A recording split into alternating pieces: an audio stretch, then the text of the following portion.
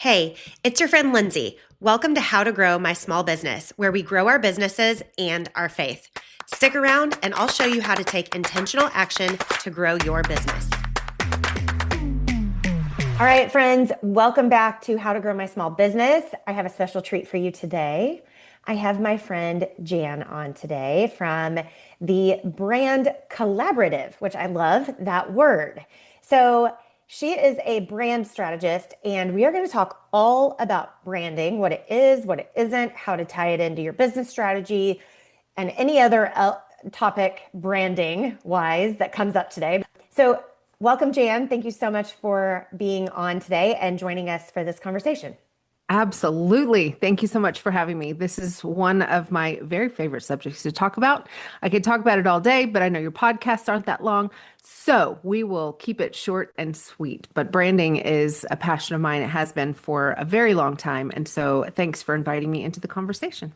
I'm so glad you're here. Okay, let's just dive in because I love this topic, and I want you to start with what are some misconceptions or what is branding not? That's a deep question, and Yeah. we could go off on that for a little while, but I'll just start by saying that while most people, when they think of your branding, right, I'm using air quotes if you're not watching this on video, your branding is your colors and your logo and your fonts and, things like that, which is true. That is part of your branding. But that is one small part of your brand. And it's like Coca-Cola. Take Coca-Cola. I think they're a good brand. Everybody knows Coke, right? You associate Coke with the red, right? They have a very distinct logo, a very distinct font. You can't even use their font without paying lots of money. But there's so much else that goes into the Coca-Cola brand. It's about family.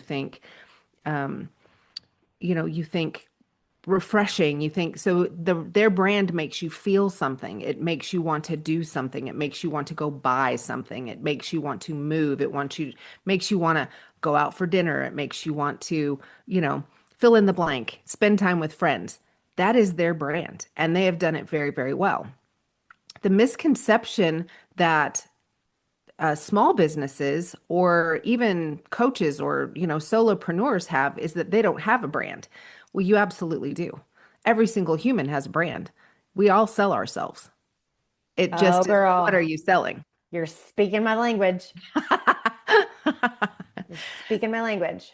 Yeah, girl. So I think we all have to be more aware of what our brand is that we're putting out, and are we really selling what we want our customers and clients to purchase? Ooh, okay, let's dive into that because this ties into everything I talk about and teach, on my solo episodes. How does your how do you formulate a brand? Where do you even start? Well, you have to know who you're serving or who you want to serve, who you're called to serve. And that's always where I have my clients start, because if you don't know who you're supposed to be serving, Mhm. what their pain points are, what they need, what they want, what their desires are, what their goals are, how can you serve them well? And Mhm. how can you design your brand to be attractive to them? Our brands should attract our ideal clients. And if you're not attracting your ideal client, you need to take a look inside at what your brand is putting out into the world. Because in a perfect world with a good brand, you absolutely are attracting people that you should be attracting for your small business. Okay. I could go so many different directions with this. Is branding our marketing? Yes. When we figure out who we're serving, what pain points they have, like where do we go from there? Like, is it in our messaging? Is it in our marketing graphics? Is it kind of everything that we're doing, or is it separate from that? No, the answer is yes. Your brand is very all inclusive, right? So it's not just the logo or the colors or the fonts Hmm. or the way that you put yourself out on social media. It's also the way that you market yourself in your emails. It's the way that you market yourself on YouTube. It's the way that you market yourself when you go in front of a chamber of commerce and you Mm-hmm. hand somebody a business card. Are you handing them a digital card because they can scan a QR code on your phone? Or are you handing them a paper card? Well, that's telling them Ooh, something about you. That's part okay. of your brand. I love that. I have a Okay. friend who is a stylist, a personal stylist, and she this is her brand, right? She's Venezuelan. She is very flamboyant is not a good word, but she's very Gregarious. vivacious and yeah, gregarious. That's a great word, gregarious. So she's got a large personality. Did not want to spend money on business cards. Thought they were useless. That Mm-hmm. people throw them in the trash. I happen to agree with that, although not everyone throws them in the trash. I do, and she just wasn't going to have it. And so her spiel, part of her brand, became we're a green company and Love it. I only have a digital business card. And so she then became synonymous with being environmentally conscious because she didn't want to spend money on, you know what I'm saying? Sure. But that was the brand, that was part of her brand that she put out there. Look, I don't do business cards. If you want to get a hold of me, you scan the QR Here's how code. you do it. Here's how you do it. And so that was part of the brand that she was Mm. putting out into the world. And she was drawing clients who were very attracted to the the Green space. yes, the green space. Absolutely. Okay. Okay. So how does, once we figured out some of our messaging, some of our, we've figured out maybe the colors we want to use or the fonts we want to use and all of that. And we've figured out a little bit of our messaging. What are the next steps? How do we build a really solid brand? Yeah. So let me back up a little bit because Mhm. I think before you deal with fonts or colors or logos or any of that, right? That's the Ooh, fun okay. stuff. That's Yeah. that's the fun Uh-huh. stuff. I love doing that stuff. I could spend hours looking at fonts. I know I'm a little bit weird, but I literally could go down so many rabbit holes when it Mhm. comes to visual branding, right? That Okay. is the visual representation of who you are Okay. in your space, Okay. right? Before you do that, you have to go back to that ideal client. When I'm working with a new branding client, they Hmm. fill out so many worksheets and so many papers all about who they are, about the feeling. I have 3 pages worth of just words that people Okay. go through and circle because they are trying to help me understand the feeling that they want their clients to have when they interact with them, Hmm. the the words that they want associated with their brand. Is your Hmm. brand chic or is it modern? Is it Okay. is it loud or is it soft? Is your Okay. brand light or dark? Like I have a very dark, moody brand. If you go to my website, it's Hmm. there's a lot of black I and love I it. love it. But I work with a lot of clients who are like, one of the questions I ask is, give me some examples of websites you like and give me some examples of websites you don't like. And they're like, we like light and airy. I love your website, Jan, but I don't want black. I'm like, Right. okay, And you're like, it's I can do okay. that. It's okay because that's not your brand. You want light and airy. I want dark and moody. And Yeah. so it's basics that you have to go to that are not quite as fun as getting Hmm. the colors and the fonts and everything. But if I don't know that somebody wants a light and airy brand that shouts springtime and fun and excitement and gregariousness or things, I'm just going to use that word again because it's fun to say. Sure. If I don't know those words, how can I pick a font or Right. how can I pick a color? And so you have to know the feelings and the words and the feelings that the words bring, Ooh. right? Okay. There's a whole thing, color psychology is fascinating if you get into it, that each color actually makes people feel things. Hmm. And so if you want a I'll give huge example, right? So banks, you will notice that most bank logos are either blue or Mm-hmm. green. Green Okay. for growth and prosperity, and blue is trust. Okay. You will not see a red bank logo very often. Yeah. Bank of America had one for a while, but they don't anymore, Right. And there's a right? reason. And there's a reason for that. And so you have to know the why behind the what before you get into the visual branding piece. Does that make sense? Oh, yes. Yeah, Okay, I love the psychology of all of this. Sales and buyer psychology is one of my yeah, favorite things. So that's yeah, interesting that there is a psychological approach or aspect to how you pick what you pick absolutely. Yes. and how you And then visually want that to, when they see it, how you want to elicit certain feelings. right. And that is going to translate into everything else in your brand, not just how it looks, but what you say, the words that you choose when you are marketing on Facebook or when you're marketing on your website or when you're Hmm. running a Google ad. The things that you say trigger people in a certain way. Are Okay. your words triggering them in a way that they are giving you the response that you desire? That's part of your brand. Okay, so let's go down that rabbit hole just a little bit. And I know there's so much more than we can teach in a very short podcast episode. Yeah. But give us some tips on our wording. Like how do we start to figure that out? Or where Yeah. do we even begin? Yeah. Well, that's a really it's a Loaded little bit of a question. loaded question. I know. I'm going to give you a what could be a controversial answer, Okay.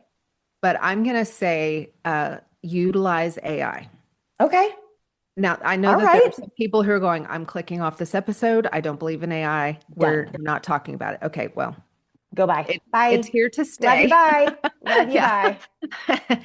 The question is, are you utilizing it well? And so Right. what I do for each one of my clients is using these worksheets that they go through. Mhm. We then train their custom AI bot. I have them give it a name. Mine's name is Chloe. And so Chloe knows me very well because I've given Chloe a lot of details and data about me. I've uploaded blog posts that I've written. I have uploaded like I'll just talk. The voice to text or the voice feature on ChatGPT is awesome Oh, at I've getting never this. used that. What? No, Oh, I haven't. I'm going to change your life. Okay. Okay. Thank Yeah, you. it I will change. appreciate it.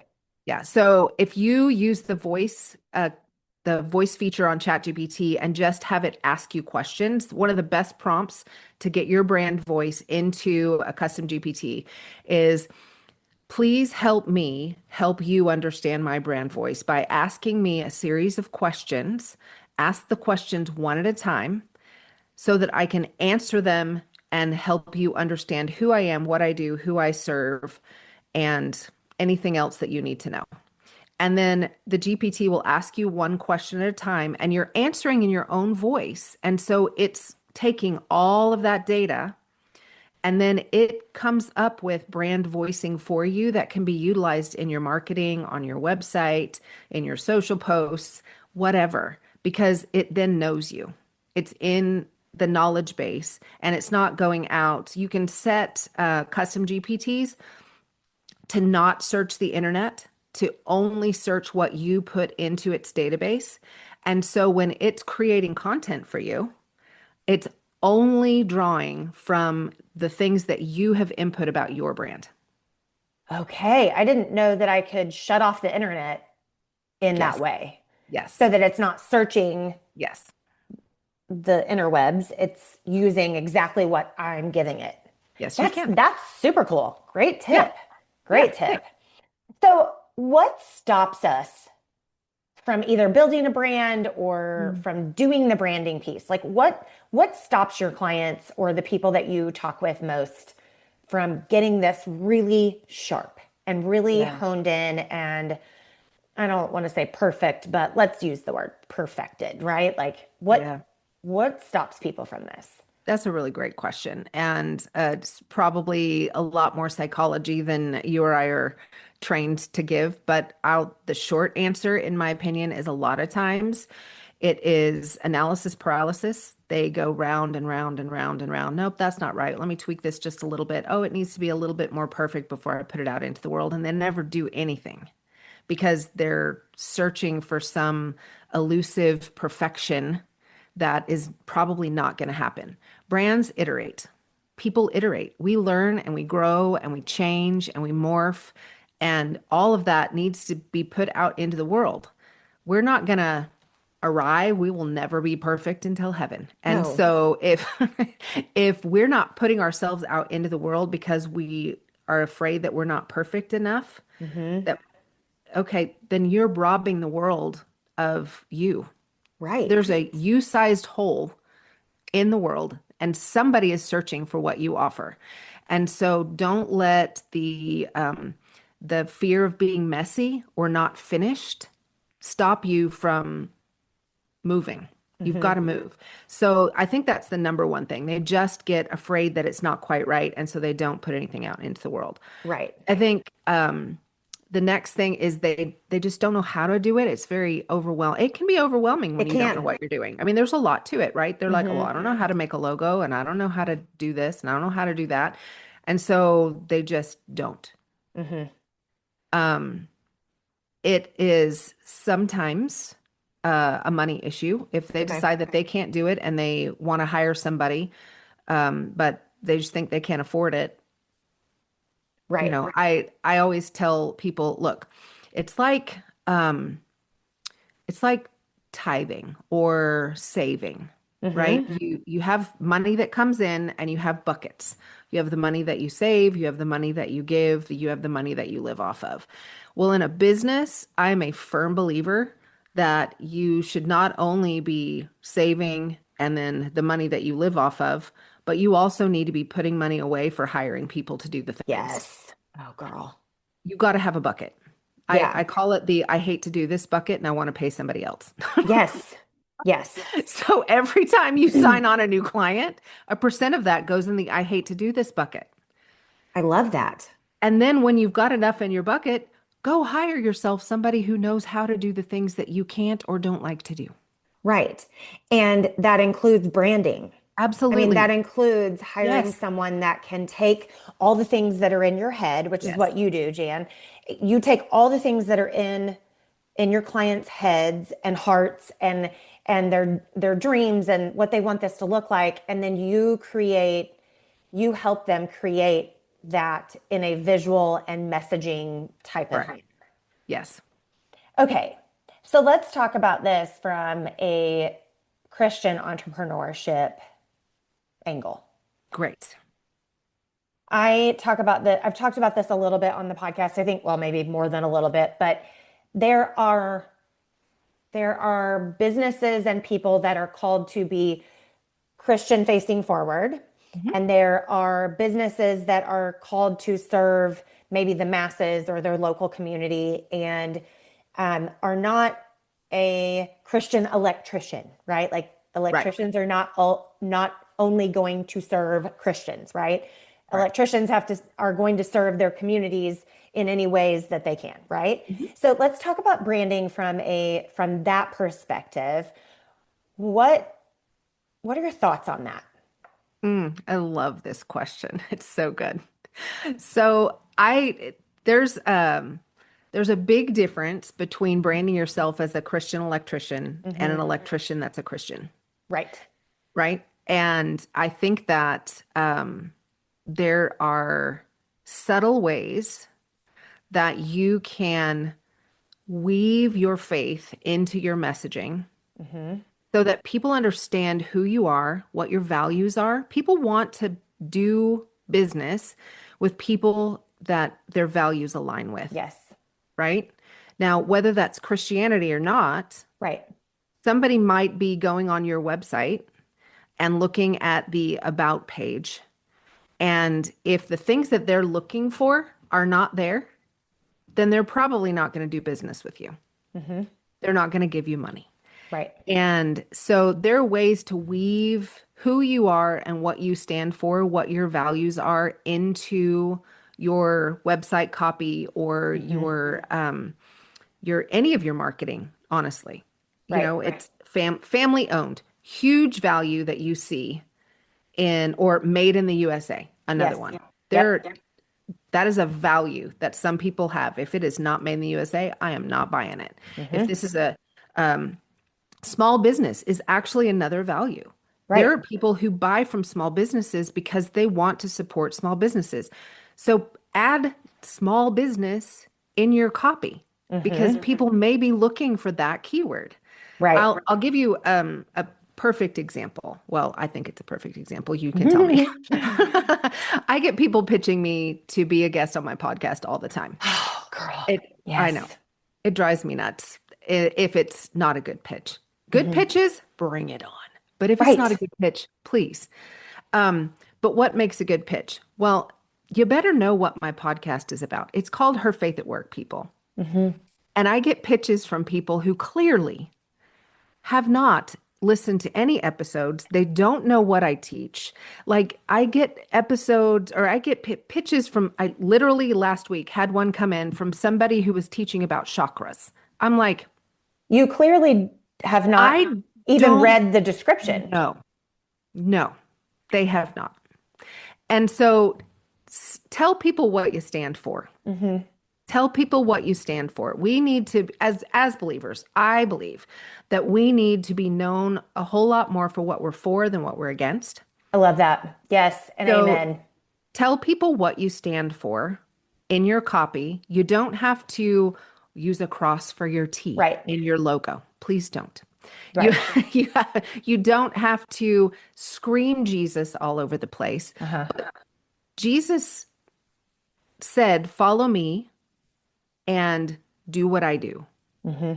Be how I was." He loved people. So show that you love people, show how you love people. If you are a small business in a community, show in your copy how you serve and love your community. Hmm. Be in your community. Right. If I feel like people miss opportunities in their branding, in their marketing when they are, especially like holidays is a perfect time, right? If Hmm. you are doing something in your community, if you and your staff go serve at the soup kitchen, take dadgum pictures of going to serve at the soup kitchen and put them on your social media. That's part Hmm. of your brand because you Yes. value serving your community. People Yes. need to know that. They will Yes. do business with you because you do that. And so all of your mission, vision, values, all of that should be evident in what you do and what you put out into the world so that people can know it. They shouldn't have to dig for it. They Yep. should know it. And that is, in my opinion, the mark of a really good brand. If somebody can read your website, know who you are, what you do, who you serve, and how you serve them very quickly. Oh, I They love that. nailed it. That's kind of an easy checklist to go through as we're looking at our website or our social media Yeah, or how we show up in a networking event, right? Like absolutely. Yes. those are kind of the check, and I would say those are the check boxes that you need to be able to say in an elevator pitch. You can't see my hands if you're just listening, but Yeah. I'm using air quotes, right? Like when someone says, "What do you do?" Yeah. Hit those points, right? Yep. So, and that's part of your branding is how you show Good. up and how you explain what you do and how professional you seem. And even the clothes that you wear are part of your Mhm. brand, right? Like, Absolutely. as a local service-based business that my husband and I own, our shirts and how our team members show up in someone's backyard is a representation of our brand. So it's It not just the absolutely logos is. and fonts, Hmm. it's how we show up in our community, how we show up on job sites, how we conduct ourselves, what happens when someone doesn't like what we've done. That's part of our Exactly brand, right. right? That's exactly right. Yes. So I Yeah. love that. I love And that. I think we have to guard our brands, right? As small Hmm. business owners who have employees, Hmm. know that you are not the only one representing your brand. Other people represent your brand. I think it that translates to us as believers. We are Jesus brand ambassadors. Are we good ones? Right. And so when you're talking about brand, whoever represents you, who wears your t-shirt, so to speak, are they representing you well? Are you Right. representing yourself well? Are you representing your own brand well? And the same goes for the people who you bring into your circle. I love that. I love that. Okay, let's talk about like time frame on building a really strong brand because I think people think they throw up a website, they have the right copy, right? They show up to a few networking meetings or, kind of put it out there on social media and then they think they should have like a Coca-Cola strong brand. Oh, sure. How long's Coca-Cola been around? I mean, I don't even know, decades, right? I would guess over a 100 years? hundred I don't, years. yeah, I don't know. Yeah, I'd have to Google that. I would guess it. Hmm. Um, but they worked really hard, long and hard on their brand. Brands, really strong brands are not built overnight. Mm-mm. You have to give people time to see you, to know you. I don't know the exact statistics anymore. They've probably changed because, humans have changed in the last Hmm. 5 years with the invention of AI and everything online. And, they say that our attention span is like 3 seconds now. Well, Sure. so back in the day when Coca-Cola was establishing its brand, we're going to have to pay them for saying their name so many times. I know. Sorry, Coca-Cola. We're just using you as an example. As a great example, right? It's Right. it's a bad example. It's a great example. Anyway, um, we when back in the day when they were establishing their brand, attention spans were longer. So Hmm. people were actually reading long articles. They were perusing magazines with ads that were beautiful and catchy and all the things that used to go into marketing Hmm. 20, 50 years ago. Even I would even say 15 years ago, 10 years ago. Hmm. But things have changed so much and our Hmm. attention span has gotten shorter and shorter and shorter with the advent of everything online that I would go out on a limb and say that we have to work exponentially harder to get our brand solidified in somebody's brain because they are only looking at us for that long. Well, and I think, everyone's using the hot topic of or the like the buzzwords of like trust recession and all that. And Yeah. while I think it's true, I think it's been a result of this internet generation where Mhm. people aren't meeting face to face anymore and having conversations where we're looking each other in the eye. Right. Like we can, if we wanted to, we could scam someone from across the world through the internet. And so everyone's kind of on guard. And so I Mhm. agree with you that we do have to work, we have to work harder and we have to work longer to Right. build that trust. Right. And it's a little tiring. Hmm. And so I think for people who are thinking about building a really strong brand, you're going to have to pull up your bootstraps and get ready and then be consistent and stay consistent and keep on being consistent even when you feel like you're talking to a wall. You're Hmm. not. People are watching. Hmm. It's just going to take a minute for you to get your roots to grow, right? Hmm. We have to have deep roots. Hmm. And I think that the when you're, so many, I'm not saying this is bad, okay? I understand, especially small businesses. I am one. I'm a small Right. business. I don't have a whole lot of income to be spending on Just hiring other throwing. people Right. to do the things that I don't know how to do. I DIY a lot, but I'm Hmm. also a very intentional, like lifelong learner. I love learning things. And so Yes. that for me is not hard. But when other people who are more visionary entrepreneurs, I'm very technical. Hmm. But my clients are not because they come to me because they're like, I don't want to do this, Jan. I don't know how to do this. I don't want to learn it. I can't learn it, whatever. And so I feel like when people establish a brand, again using Hmm. air quotes, they feel like they've established a brand because they've checked off the website box. They've checked off I've got a social media presence. I'm posting a couple of times a week or 3 times a week or even once a day, whatever. And I'm a member of the chamber and I've got an ad in my kids' high school softball team program. I don't know, Hmm. but I'm not getting the clients that I feel like. I'm getting, well, you have to do more. Mhm. Your website is probably not generating you enough traffic because if you did it yourself, it's not SEO optimized. And that's how Google finds you. So there are things that we have to know as business owners. Mhm. There's a lot that we There's have a to know lot. as owners in order for organic traffic. If you don't have money to throw at ads, you better have money to invest in getting your organic traffic mechanisms going so that Mhm. you actually are visible. Yeah. Because visibility does not just happen. We have to work at it, whether it's throwing money at an ad or whether it's paying someone to help you optimize your SEO in all the Mhm. places so that you can get found by search engines.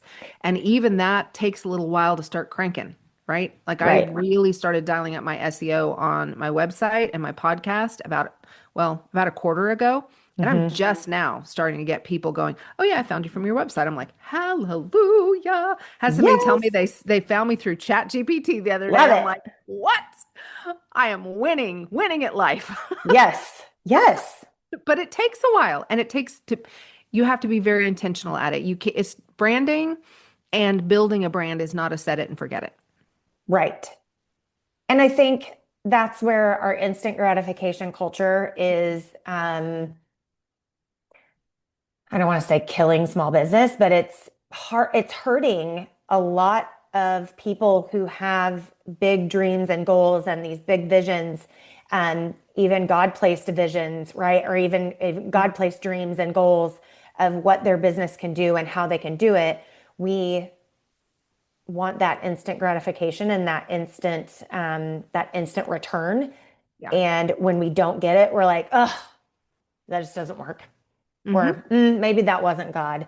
Or, it takes time. And especially in this algorithmic era of the Yeah. internet, Yeah. Google, social media, Chat GPT, all the things that all the places that we can be, especially on the internet, are algorithm driven. And so Yeah. if you're not consistent and you're not willing to put in the work over time, you're not going to see the results that you want because it's not just going to give you the spotlight,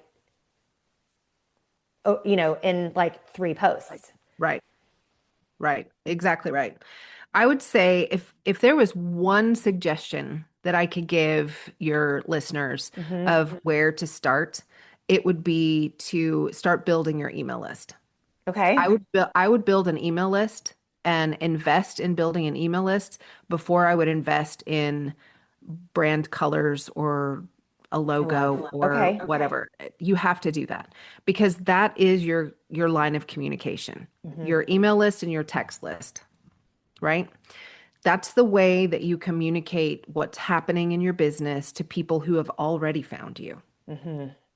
And so find ways to grow your email list. It's going to vary. Not knowing exactly what industry everybody's in, it's Sure. really hard to give like one way to grow your email list, but brainstorm. Use your Chat GPT to brainstorm ways to grow your email list in your industry, whatever your business is. I would use a prompt, something like, I'm trying to grow my email list. Ask me questions about my specific business, ask them one at a time, and then help me devise a plan to grow my email list. And then execute. Hmm. And The then don't, execution piece is key. yes, it's key. You have to do it. You And have then to you do the have to work. keep doing it. Hmm. Don't grow your list and then ghost it. Right. You have to keep in contact with these people. And it's not always just to tell them about the latest, greatest sale. Hmm. Add value so they want to stay connected to you and your emails don't just become part of the noise that Right. everybody is. Right. They want your email. Like for your business with pools, educate your list about ways, that they can winterproof their pools. Or Hmm. as you're coming into spring, here's some tips that you can do to get your Hmm. pool summer ready, things like that. You're giving them very super practical, tangible things that they want to know, Yes. adding tons of value so that when you come up with your next sale, they're going to want it. Right. They're actually going to open your emails because you've added value to their lives. And And that's part of that consistency yeah, is continuing to show up in their inboxes and your name being top of mind when they have an issue with their pool yes. or when they have an electrical issue or when they Yeah. have a hair issue, right? Yeah. Like even for hairstylists, like I can't tell you how many times I see posts on Facebook about blonde specialists. Now listen, I am blonde. I am not blonde. Well, I used to be blonde. I'm very dirty, dark blonde now. But I keep my hair pretty light blonde. Okay. And if you are someone who gets highlights and you want to be blonde, you understand that not everyone can do blonde hair. Mm-hmm. Okay. Like they may have the credentials to do blonde hair, or they may have the licensing to cut and to color and to highlight, but not everyone is good at blonde Right. hair. Right. And so if you're a hairstylist, and you want to focus in on blondes, you probably should post, or you should probably email, or you should probably put it out there that you're a blonde specialist. Yep. Because someone like me is not going to someone that's not a blonde specialist. Yes. And do not false advertise Right. what you it's one thing to be aspirational, Yes. right? Like if you are actively a, obtaining a certification in, Mm-hmm. specializing in blonde hair color, Mm-hmm. awesome. Put that on your website or your Mm-hmm. business card. Mm-hmm. But if you're just trying to throw stuff at the wall and see if it sticks, please don't do that because you're going to start getting Google reviews that are not 5 stars. Right. And I don't And know that about you, damages your brand. it damages your brand. That's one of the first things I do when I'm thinking about buying something is I go Mm-hmm. read the reviews. Mm-hmm. And so you want your reviews to say this is a brand that is doing what they say they're doing. Yeah. This is a brand that you want to work with. And friends, if this is if you're listening to this, like that I can't reiterate it enough that it takes time and it takes consistency. Yeah. It's not you can't just throw things on the internet and expect the masses to come. It's not the movie with the baseball players. If we build it, they will come. Yes, of course, God can do that. And yes, you should be Yeah. praying for that, right? Yes, Yes. absolutely. Those things can happen miraculously.